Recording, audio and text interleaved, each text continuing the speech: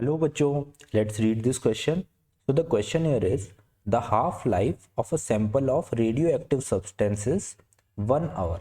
So आपको half life 1 hour given है. If 8 into 10 to the power 8 atoms are present at t is equals to 0, then the number of atoms decayed in the duration t equals to 2 hour to t equals to 4 hour will be.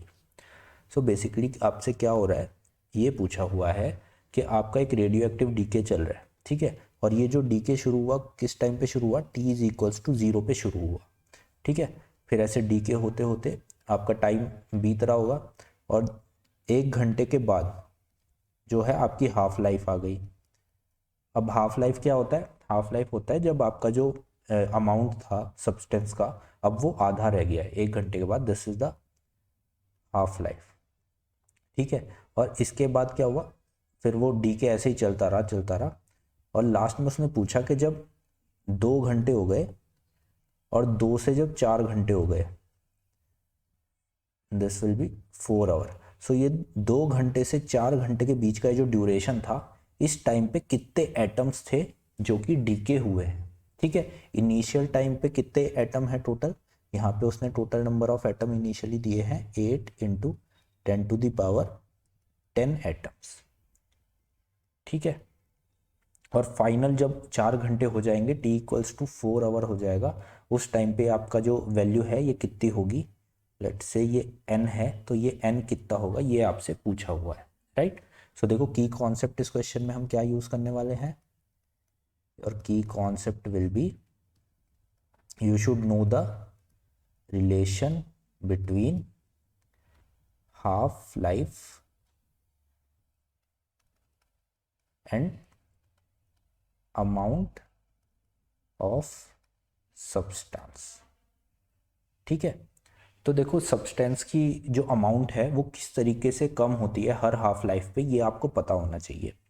तो half life basically होता क्या है, half life वो time period है जिसके बाद जो आपकी सब्सटेंस है वो आधा रह जाए, ठीक है। यानी कि अगर पहले उसके 8 into 10 to the power 10 atoms थे, तो जब आपकी हाफ लाइफ आएगी उस टाइम पे ये कितने हो जाएंगे, ये रिड्यूस होके हो जाएंगे आपके 4 into 10 to the power 10 atom. यानी कि अगर ये आपका लेट से दिस इज n1, तो हाफ लाइफ के बाद आपके एटम्स कितने हो जाएंगे n1/2, राइट। इसी तरीके से जब नेक्स्ट हाफ लाइफ आएगी यानी अगला 1 घंटा आएगा, तो अगले 1 घंटे के बाद जब आपका t is equals to 2 hour हो जाएगा, उस टाइम पे ये इसका आधा हो जाएगा, यानी n1/2 का आधा, n1/2 का भी आधा, राइट, यानी n1/4।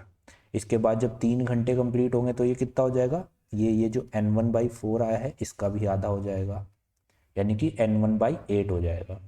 तो इसी तरीके से जब 4 आवर आपके पूरे हो जाएंगे तो ये और घटते घटते कितना हो जाएगा, n1/8 का आधा, यानी कि n1/8 का आधा कितना होगा, तो यानी फाइनल क्वांटिटी आपकी होने वाली है n is equals to n1/16, right.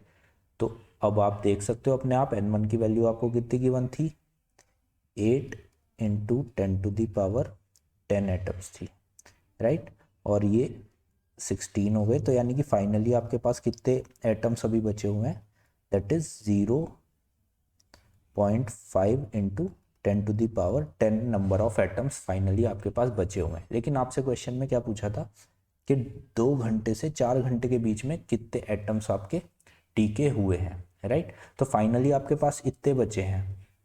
अब हम ये निकाल लेते हैं कि जब 2 घंटे हो गए थे उस टाइम तक कितने डीके हो चुके थे, क्योंकि टोटल तो ये थे, ठीक है। बाकी बचे हुए इस टाइम पीरियड के बीच में डीके हुए होंगे, राइट। तो शुरुआत में आपके पास कितने थे, 8 इंटू 10 टू द पावर 10, और 2 घंटे के बाद कितने हुए होंगे, जब टाइम इक्वल्स 2 आवर हो गया होगा तब n1/4 हो गए थे, यानी कि 8 इंटू 10 टू द पावर 10/4, यानी 2 into 10 to the power 10 atoms.